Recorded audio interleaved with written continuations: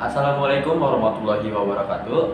Perkenalkan, nama saya Taufik Rahman. Saya dari Universitas Pelita Bangsa. Saya berada di jurusan Teknik Informatika dan saya di kelas TI 23B1. Pada kesempatan kali ini, di sini saya ingin menjelaskan dan menjawab seluruh soal yang ada di mata kuliah Logika Informatika dari awal pertemuan sampai akhir pertemuan menjelang ujian tengah semester. Oke, dilanjut ke tugas pertemuan 2. Untuk jawaban yang pertama yaitu pemuda itu tinggi dan tampan, simboliknya P disjungsi Q. Untuk yang kedua yaitu pemuda itu tinggi tapi tidak tampan, P disjungsi negasi Q. Untuk yang ketiga yaitu pemuda itu tidak tinggi maupun tampan, yaitu negasi P disjungsi negasi Q. Untuk soal yang keempat, tidak benar bahwa pemuda itu pendek atau tidak tampan, pemuda itu tinggi atau pendek dan tampan. Negasi dalam kurung negasi P, konjungsi negasi Q, konjungsi dalam kurung P, disjungsi Q. Untuk soal yang kelima yaitu tidak benar bahwa pemuda itu pendek maupun tampan. Negasi dalam kurung negasi P, disjungsi Q. Oke, dilanjut untuk ke tugas pertemuan 3. Soal yang pertama, simbolik P hari ini hari Minggu, simbolik Q hari ini libur. Mari kita tentukan masing-masing proposisi.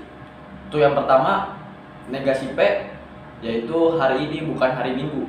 Yang kedua, negasi Q hari ini tidak libur. Yang ketiga, P disjungsi Q sama dengan hari ini hari Minggu dan hari ini libur. Untuk yang keempat, negasi P disjungsi Q hari ini bukan hari Minggu tapi hari ini libur. Untuk yang kelima, P disjungsi negasi Q hari ini hari Minggu tapi hari ini tidak libur. Untuk yang keenam, negasi P disjungsi negasi Q hari ini bukan hari Minggu dan hari ini tidak libur. Untuk yang ketujuh, P konjungsi Q hari ini hari Minggu atau hari ini libur. Untuk yang ke-8, negasi P konjungsi negasi Q hari ini bukan hari Minggu atau hari ini tidak libur. Dilanjut untuk soalan yang kedua.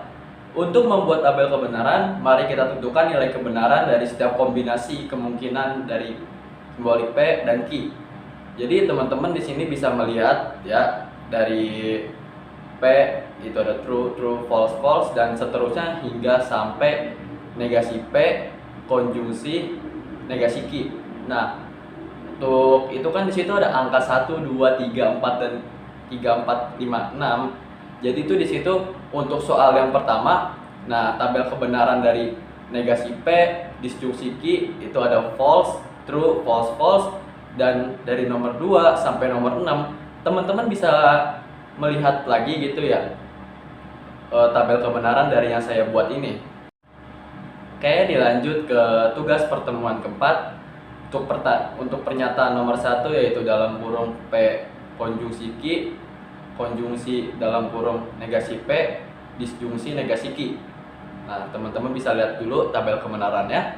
Dan untuk pernyataan kedua, dari dalam kurung P konjungsi Q, disjungsi dalam kurung negasi P, disjungsi negasi Q. Nah, jadi teman-teman bisa dilihat dulu ya untuk tabel kebenarannya seperti apa. Berdasarkan tabel kebenaran yang tadi sudah saya sebutkan, pernyataan pertama dalam kurung P konjungsi Q, konjungsi dalam kurung negasi P, disjungsi negasi Q tidak selalu bernilai benar atau biasa disebut true karena ada kondisi di mana pernyataan tersebut bernilai salah atau biasa disebut false.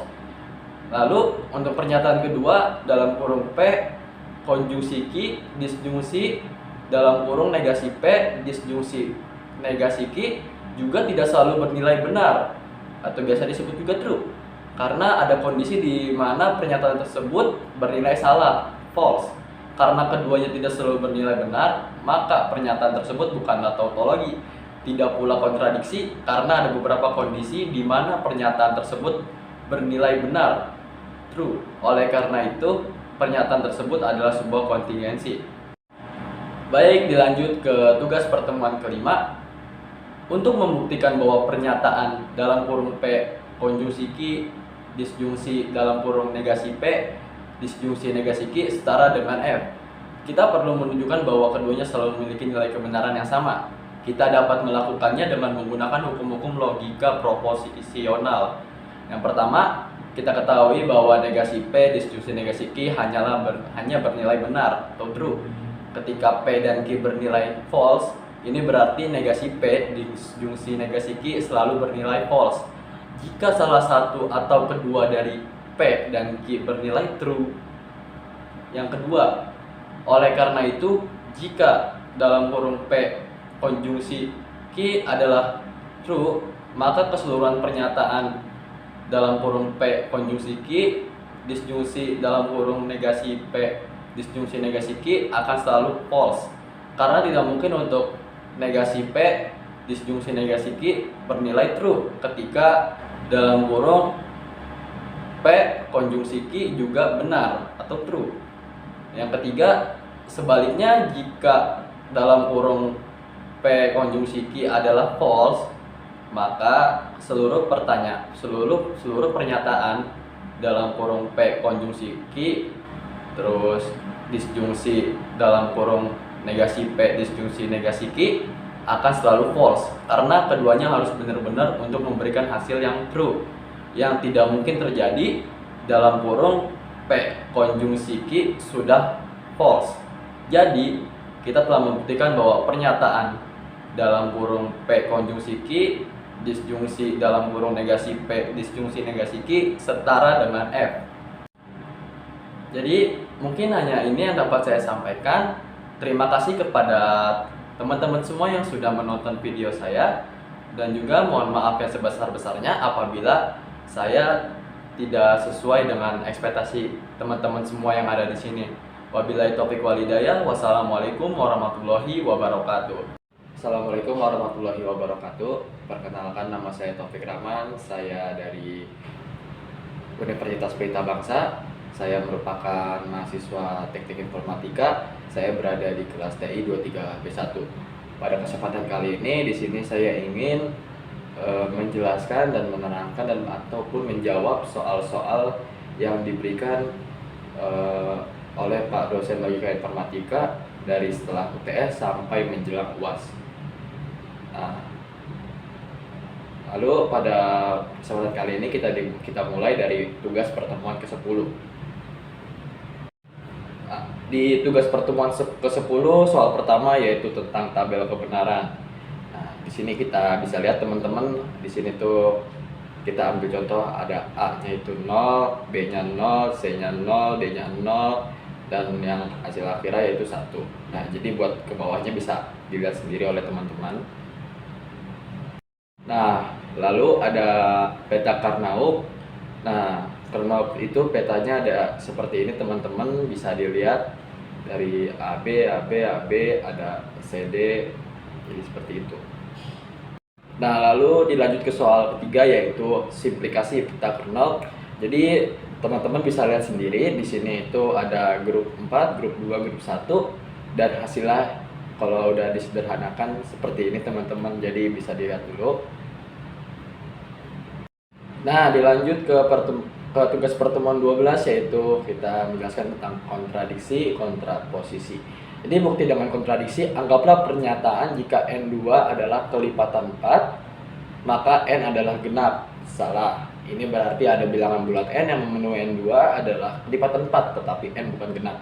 Lalu kita buktikan dengan kontraposisi. Kontraposisi dari pernyataan jika N2 adalah kelipatan 4, maka N adalah genap adalah jika N bukan genap, maka N2 bukan kelipatan 4.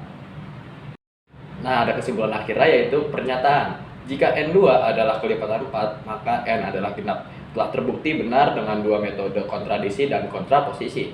Kedua metode ini menunjukkan bahwa N2 hanya bisa menjadi kelipatan 4 jika N adalah bilangan genap. Oke, dilanjut ke tugas pertemuan 13. Kita akan menjelaskan tentang induksi matematika. Oke, jadi di sini ada bukti dengan induksi matematika. Pertama, basis induksi N sama dengan 1. Jika N sama dengan 1, maka barisan aritmetika menjadi 1 sama dengan 1 buka kurung 3 buka kurung 1 tutup kurung minus 1 tutup kurung per 2. Yang kedua yaitu asumsi induksi N sama dengan K. Misalkan untuk N sama dengan K, pernyataan berikut benar. 1 tambah 4 plus 7 plus 10 plus titik plus buka kurung 3K min 2 tutup kurung sama dengan K buka kurung 3K min 1 per 2. Untuk yang berikutnya yaitu bukti untuk N sama dengan K plus 1. Substitusikan N sama dengan K plus 1 ke dalam barisan aritmetik, yaitu 1 plus 4 plus 7 plus 10 plus titik plus buka kurung 3K min 2 plus buka kurung 3 buka kurung K plus 1 min 2 tutup kurung. Lalu kita gunakan asumsi induksi K buka kurung 3K min 1 per 2 plus buka kurung 3 buka kurung K plus 1 tutup kurung min 2 tutup kurung. Lalu kita gabungkan suku-suku yang sejenis seperti K buka kurung 3K min 1 plus 6K min 4 per 2. Setelah itu kita faktorkan K, yaitu K buka kurung 3K plus 5 per 2. Bagi kedua sisi dengan 2. K buka kurung 3K plus 5 per 2 sama dengan buka kurung K plus 1 tutup kurung buka kurung 3 buka kurung K plus 1 tutup kurung min 1 tutup kurung per 2. Persamaan di atas menunjukkan bahwa pernyataan juga benar untuk N sama dengan K plus 1. Yang terakhir yaitu kesimpulan.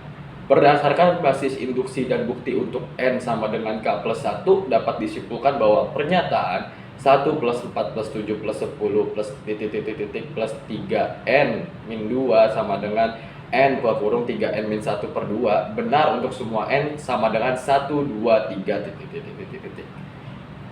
Oke, kita lanjut ke tugas pertemuan 14, penyelesaian soal himpunan.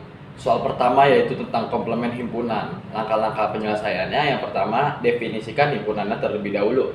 Himpunan E sama dengan A, B, C, D, E, F. Dan himpunan F sama dengan A, B, C, D, E, F, G, H.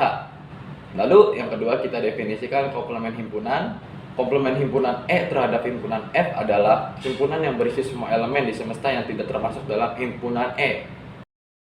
Tiga yaitu menentukan semesta. Karena tidak ada informasi tentang semesta dalam soal, maka anggaplah semesta adalah himpunan semua huruf alfabet. Lalu yang keempat kita menentukan komplement himpunan E, yaitu komplement himpunan E terhadap himpunan F adalah U minus E sama dengan GH. Jawabannya komplement himpunan E terhadap himpunan F adalah G dan H. Lalu kita lanjut ke soal kedua yaitu selisih simetris himpunan. Langkah-langkah penyelesaiannya, yang pertama kita seperti biasa definisikan himpunan terlebih dahulu.